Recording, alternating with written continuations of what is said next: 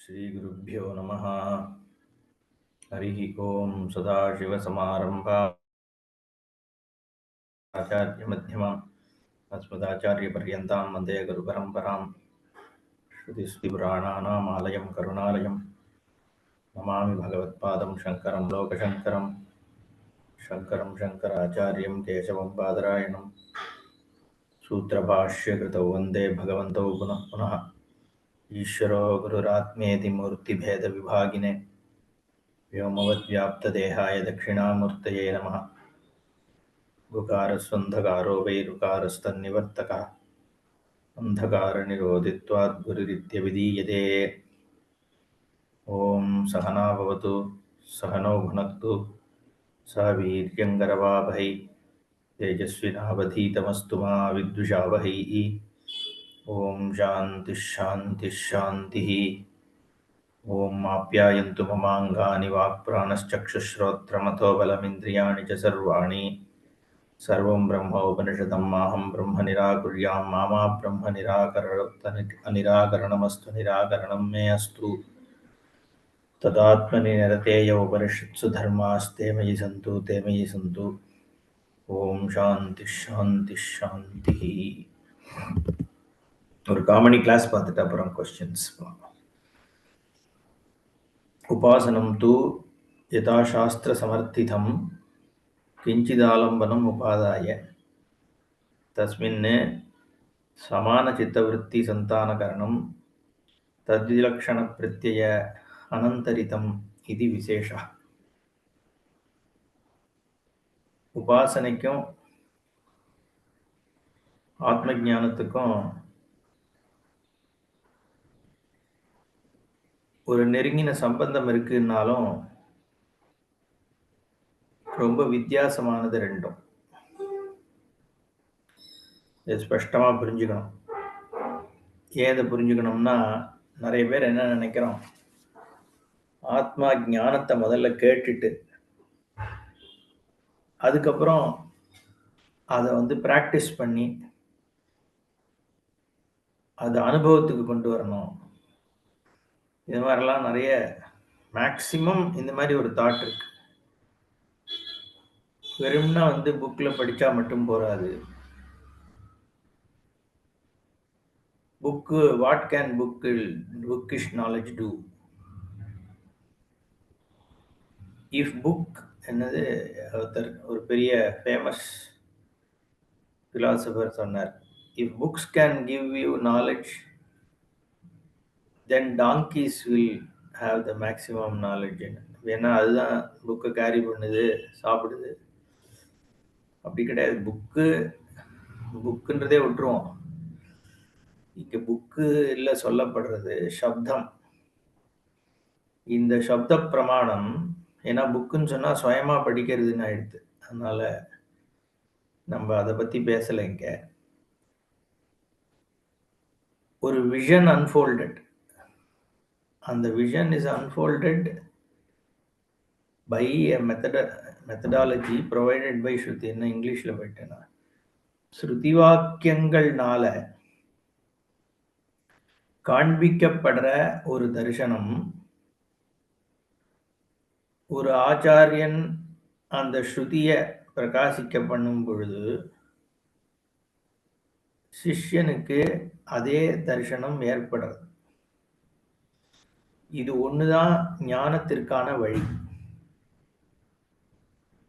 இது என்ன புதுசா இருக்கே, எத்தனையோ விதமான ஞானம் நம்மளும் உலகத்துல பார்க்குறோம்.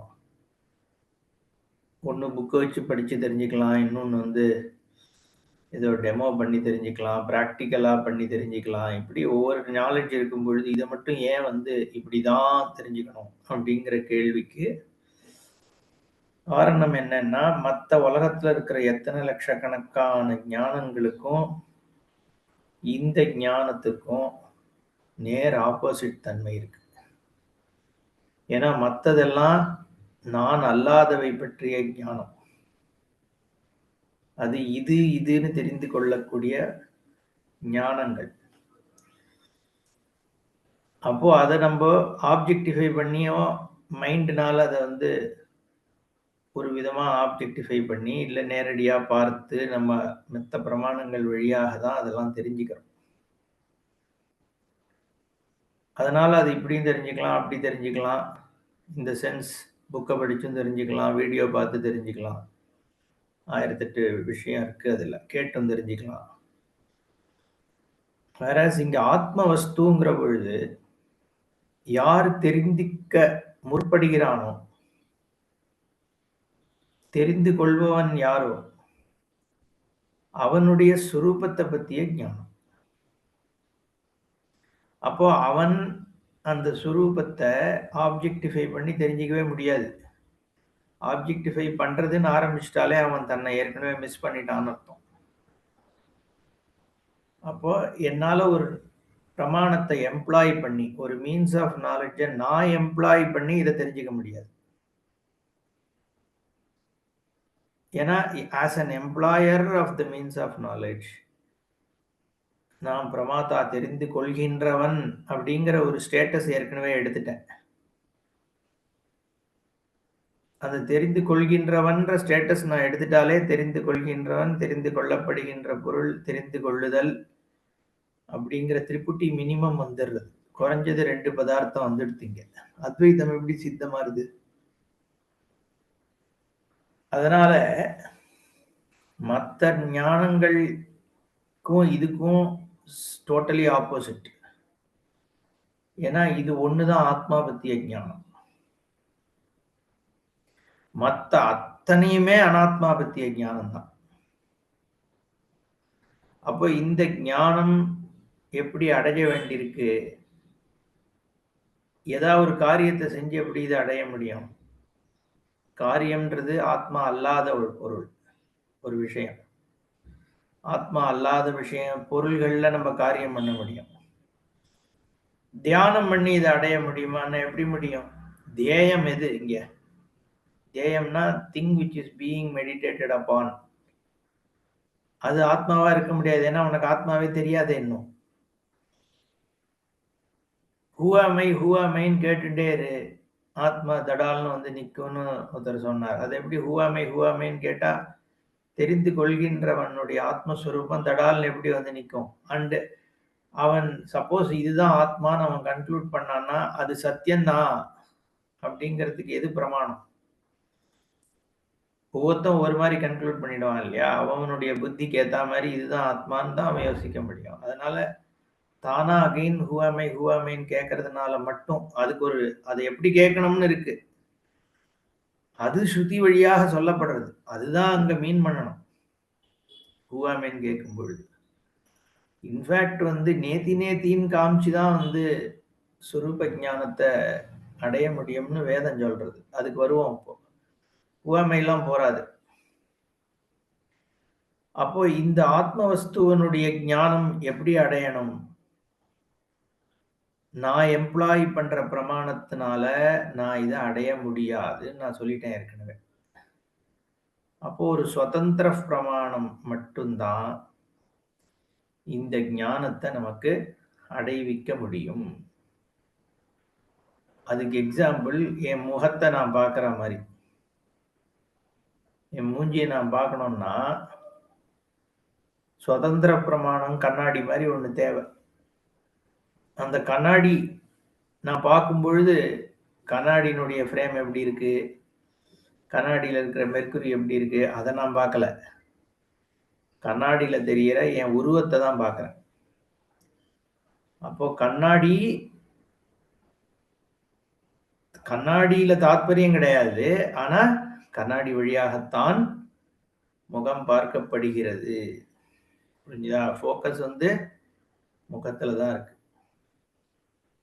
ஈவன் தோ கண்ணாடி ஒரு சுதந்திர பிரமாணம்னு சொன்னாலும் கண்ணாடியை நான் பார்க்கல, கண்ணாடியில இருக்கிற என் முகத்தை தான் நான் பார்க்கிறேன். அதே தான் சாஸ்திரம்.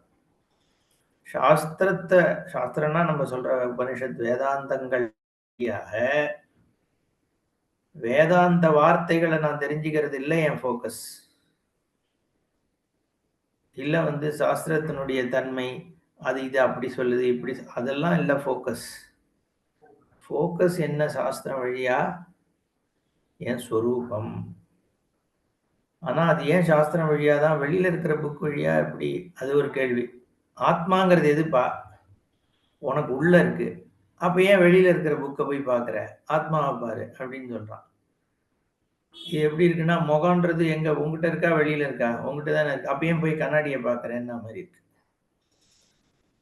ஏன்னா என் சொரூபத்த தெரிஞ்சுக்கிறதுக்கு சுதந்திர பிரமாண அபேக்ஷ இருக்கு. அந்த சுதந்திர பிரமாணமாக இருக்கிறது வேதாந்தம். அண்ட் அந்த வேதாந்தம் நீ புக்கா அகைன் எடுத்து நீ படிச்சேன்னா, திருப்பியும் நான் தெரிந்து கொள்கின்ற அது சுதந்திரமா அது வந்து ஃபங்ஷன் பண்ண முடியாது. அப்ப சுதந்திரமாக ஸ்ருதியானது ஃபங்ஷன் பண்ணணும்னா, அந்த ஸ்ருதிய வந்து ஒருத்தர் எக்ஸ்பவுண்ட் பண்ணும் பொழுது, அந்த விஷனுக்கு நம்மள எக்ஸ்போஸ் பண்ண வேண்டியிருக்கு. அப்பதான் ஆத்ம ஞானம் சம்பவிக்க முடியும்.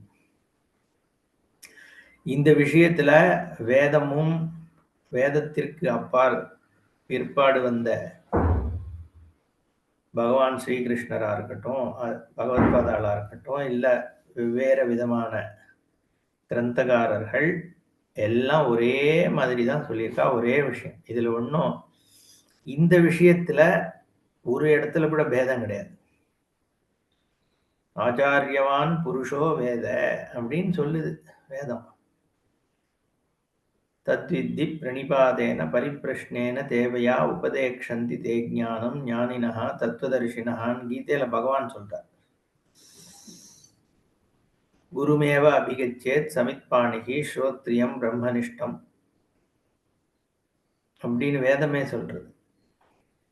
பரீட்சை லோகான் கர்மஜிதான் நிர்வேதமயாத் பிராமணா நாஸ்தி அகிருதா கிருத்தேன விஜயானார்த்தம் குருமேவ அபிகச்சேது. குரு கிட்ட போ அப்படின்னு சொல்றது. நம்மளுடைய புராணங்கள் இதிகாசங்கள் எல்லாத்தையும் இதுதான் காண்பிக்க.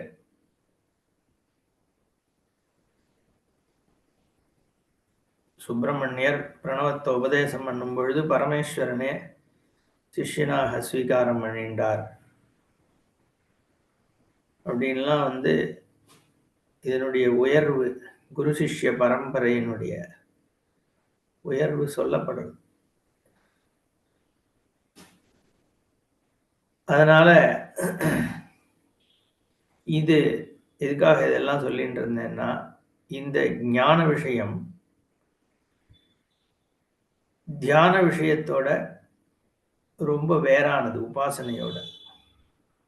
ஏன்னா உபாசனைங்கிற பொழுது மெடிடேட்டர் அப்படின்ற பொழுது உபாசகன் அப்படின்னு சொன்னேன்னா, நான் தியானம் பண்றவன், நான் தேய பொருள் வேற.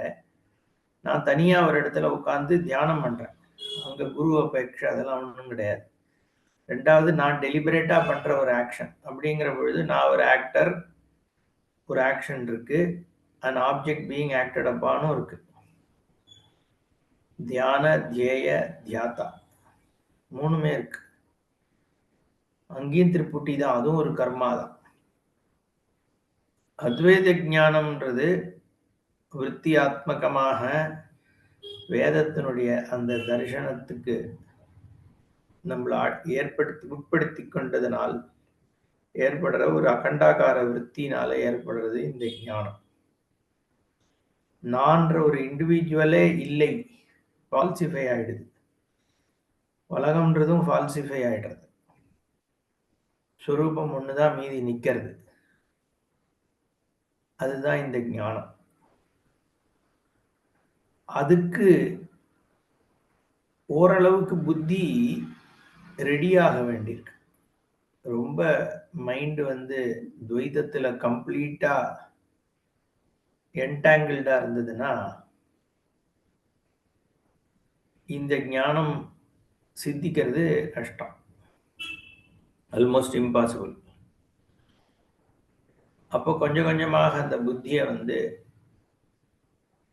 சம்சார விவகாரத்திலேருந்து நகர்த்தின்னு வந்து ஓரளவுக்கு சமஷ்டி உன்னுடைய சுரூபம் இந்த வெறும் தேகம் மட்டும் இல்லை அப்படிங்கிறத ஓரளவுக்கு த்ரூ கான்டம்ப்ளேஷன் மெடிடேஷன் அந்த புத்தியை வந்து கொஞ்சம் சம்ஸ்காரம் பண்ணி அப்புறம் அது ரெடி ஆகிறது ஞானத்துக்கு. அந்த வேலையை தான் இந்த உபாசனை பண்றது. தானி ஏதானி உபாசனானி சத்துவ சுத்திகரத்வேன வஸ்து தத்துவ அவபாசகத்வா. புத்திய சுத்த சத்துவம்னா புத்தி. ஏன் சத்துவம்னா புத்தின்னா சத்துவ ரஜஸ் தமோ குணங்கள்ல புத்தி முதலிய இந்திரியங்கள் சத்துவகுணத்தினால ஆனது அப்படிங்கிறதுனால சத்துவம் அப்படிங்கிற பெயர் புத்திக்கு கொடுக்கப்படுது. புத்தியை சுத்தி பண்ணுவதன் மூலமாக இந்த உபாசனைகள் என்ன பண்றது? வஸ்து தத்துவத்திற்கு உன்னை யோக்கியன ஆக்கிறது. அதனால அத்வைத ஞானம் உபகாரகாணி. அத்வைத ஞானத்திற்கு இது உபகாரம் பண்றது, ஹெல்ப் சப்போர்ட் பண்ணுது. ஏன் நேரடியா அத்வைத ஞானத்துக்கு போயிடலாமே, இது ஒண்ணுதான் வழியா? இது ஏன் இதை முதல்ல பண்றான்னா ஆலம்பன விஷயத்துவாத் சுகசாத்தியானிக்க. இதுல சில சௌலபியம் இருக்கு. வெறும் கர்மயோகம் பண்ணிட்டு நேரடியா ஞானத்துக்கு போயிடணும்னா கஷ்டம். இதுல என்ன சௌலபியம் இருக்குன்னா சுகசாத்தியமா இருக்கு. ஏன் ஆலம்பனம் இருக்கு. உன் மைண்ட் வந்து ஏதோ ஒரு பொருளை பிடிச்சுட்டு தான் பழக்கப்பட்டிருக்கு. நேத்தி இதுவும் இல்லை அதுவும் இல்லை எதுவுமே இல்லை பிரம்ம ஒண்ணுதான் இருக்குன்னா எதுவுமே இல்லைன்னா என்னத்தை போய் பிடிக்கிறது? இன்னும் ஒண்ணும் இல்லாத ஒண்ணு என்னால அனுபவத்துல இது வரைக்கும் நான் பார்க்கலையே அப்படின்ற ஒரு கஷ்டம் இருக்கு அதுல. அப்போ இங்க ஆலம்பன விஷயம் முதல்ல நீ சமஷ்டிக்கு போ. வெஷ்டியில இருந்து இருக்கிற லிமிட்டடா இருக்கிற நீ முதல்ல சமஷ்டி தன்மையை வந்து உபாசனை பண்ணு. அதை வந்து ஆலம்பிச்சு பண்ணு. ஏதோ ஒரு திங்கு மேல உனக்கு பிடிப்ப வச்சுண்டு அது வழியாக ஒன்னு நீ தயார் பண்ணிக்கோன்னு இது சொல்லுது. அதனால ஆலம்பன விஷயத்துவாத் சுகசாத்தியானி. இதை சாதிக்கிறது கொஞ்சம் சுலபம் அடையிறது. யார் வேணா உபாசனை பண்ணலாம், ஞானம் கிடைக்காதவன் இல்லையா? ஏன்னா அது ஒரு கொஞ்சம் ஒவ்வொருத்தர் ஒரு லெவல் ஆஃப் ஸ்ட்ரென்த் இருக்கும் மெடிடேஷன்ல ஒவ்வொருத்தருக்கும். பட் எல்லாரும் பண்ணலாம் அப்படிங்கிற ஒரு தன்மை அதுல இருக்கு. யார் வேணா பண்ண முடியுங்கிறதுனால சுகசாத்தியம் இது பூர்வம் உபன்யசியந்தே. அதனால இது முன்னாடி சொல்லப்பட்டது. தத்திர கர்மாபியாசஸ்ய திருடீகிருதத்வாத் கர்ம பரித்தியாகேன உபாசனः ஏவ துக்கம் சேதः சமர்ப்பணம் கர்த்துமிதி கர்மாங்க விஷயமேவ தாவத் ஆதௌ உபாசனம் உபன்யஸ்யதே. கர்மாபியாசம் அபியாசம்னா கர்ம யோகத்துல திருப்பி கர்மா பண்ணி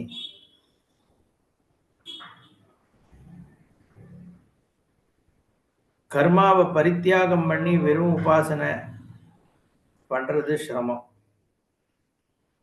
அதனால நீ பண்ணிட்டு இருக்கிற கர்மாவிலேயே கர்மாங்க விஷயமாகவே சித்தத்தை வந்து உபாசனையில செலுத்துறது அப்படின்னு. அதனாலதான் சாந்தோக்கியோபனிஷத்து வந்து சாமவேத பிரதானம்ன்றதுனால சாமவேதத்துல இருக்கிற உத்கீதத்துல இருந்து தான் ஆரம்பிக்கிறது. அதை நம்ம போன கிளாஸ்ல பார்த்தோம். ஓமிதி ஏததக்ஷரம் உத்கீதம் உபாசித ஓமிதி ஹி உத்காயதி தஸ்ய உபவியாக்கியானம். ஓம் இதி அப்படின்னு இதி சப்தத்தோட சேர்த்து ஓம சொல்றது வேதம். ஏன் இத்தின்னு சொல்லுதுன்னா ஓம்ன்ற பிரணவமே பிரம்மம் என்று இருக்கு. மாண்டூக்கியத்துல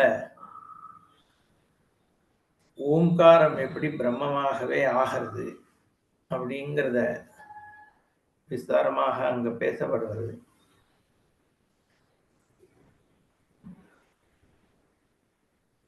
ஓமிதி பிரம்ம, ஓமிதி தகும் சர்வம் அப்படின்னு ஓமே பிரம்மம்.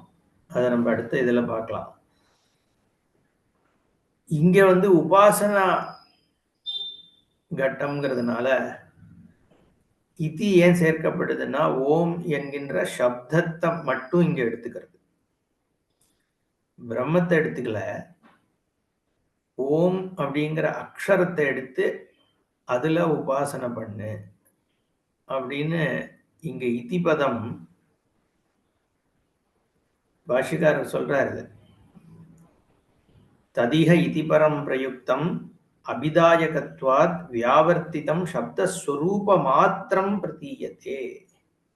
சப்தஸ்வரூபத்தை மட்டும் இங்க ஓம் அப்படிங்கிற சப்தத்தை மட்டும் எடுத்துட்டு அதுல உபாசனை. புரியலையேன்னா, சப்தத்தை மட்டும் தானே, ஓம்ன்றது ஒரு சப்தம் தானே அப்படின்னா, ஓம்ங்கிறது பிரம்மமே அப்படிங்கிறதுனால இங்க சப்தத்தை மட்டும் எடுத்துக்கிறது. எப்படி ஓம் பிரம்மம் ஆறுது, அதை நம்ம அடுத்த செஷன்ல பார்ப்போம். ஏன்னா இப்ப 10 நிமிஷம் 9 நிமிஷம் தான் இருக்கு. பூர்ணமத சொல்லிடுறேன், கொஸ்டின்ஸ் ஒரு 10 நிமிஷம் பார்ப்போம். ஓம் பூர்ணமத பூர்ணமிதம் பூர்ணாத் பூர்ணமுதச்யதே பூர்ணஸ்ய பூர்ணமாதாய பூர்ணமேவாவசிஷ்யதே. ஓம் சாந்தி சாந்தி சாந்தி. ஹரி ஓம் ஸ்ரீ குருभ्यो நமः. ஹரி ஓம்.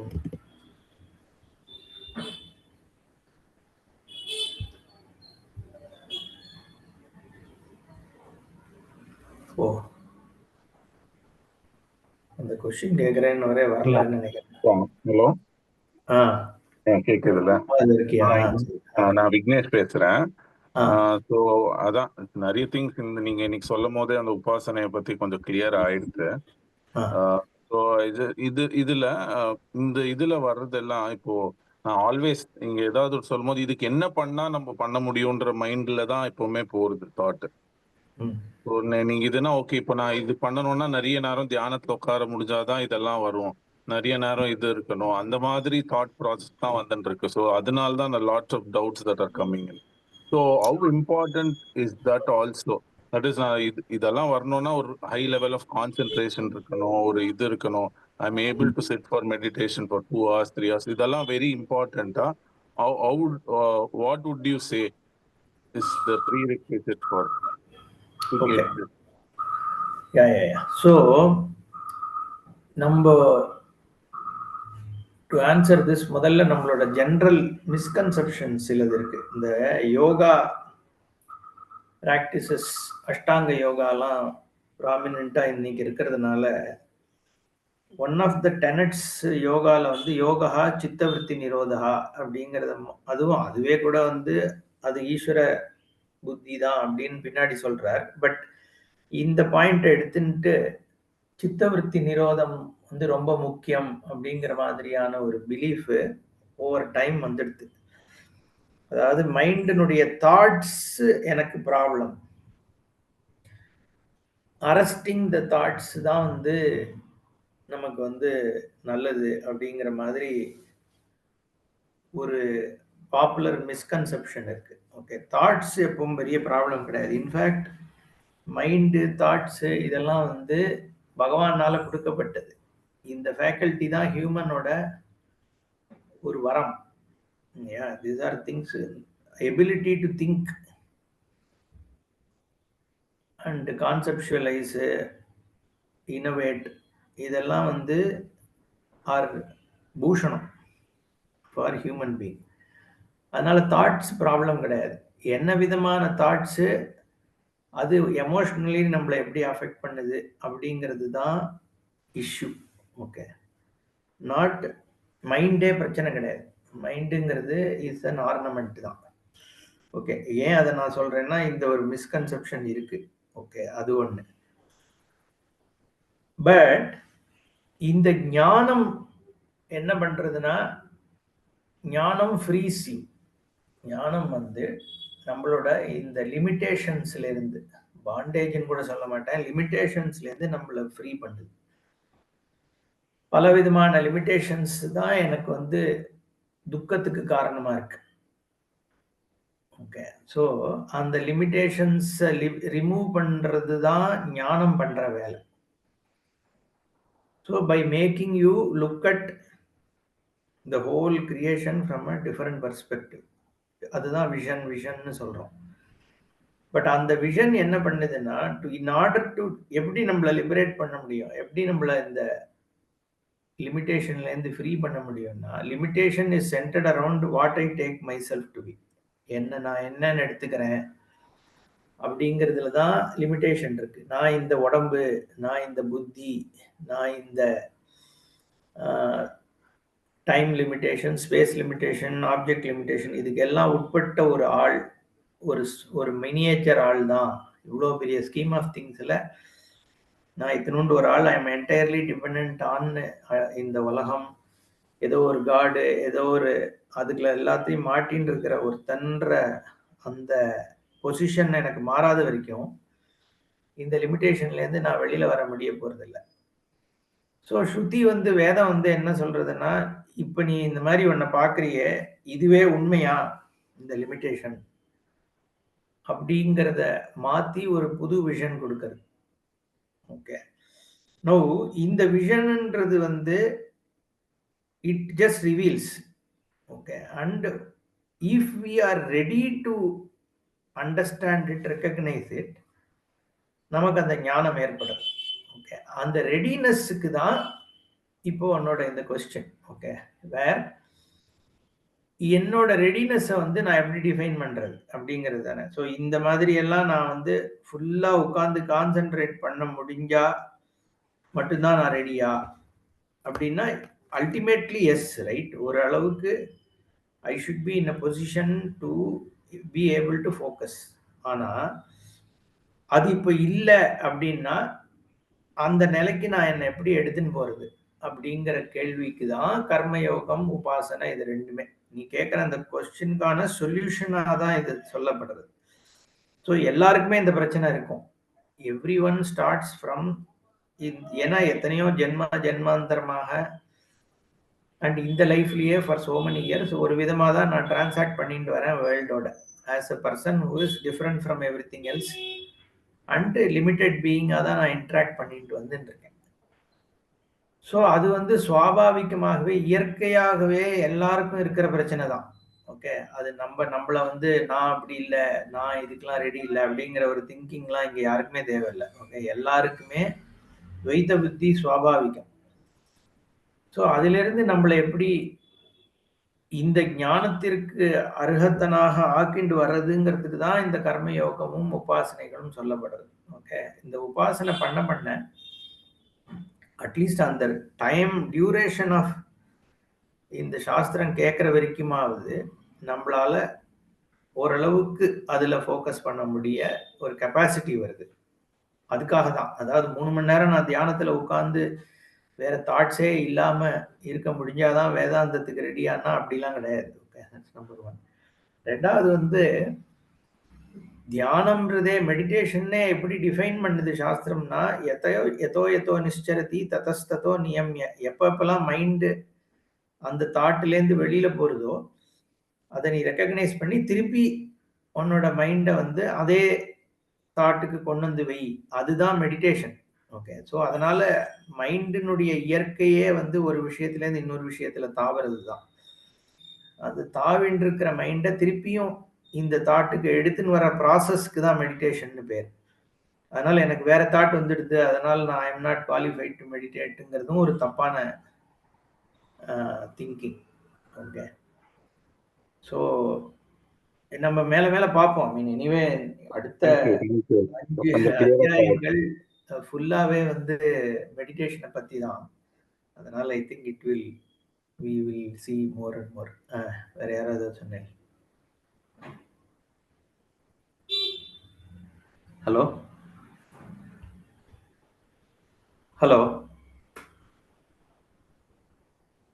Okay, I think we can stop. Thank you. Hari Om. Yeah.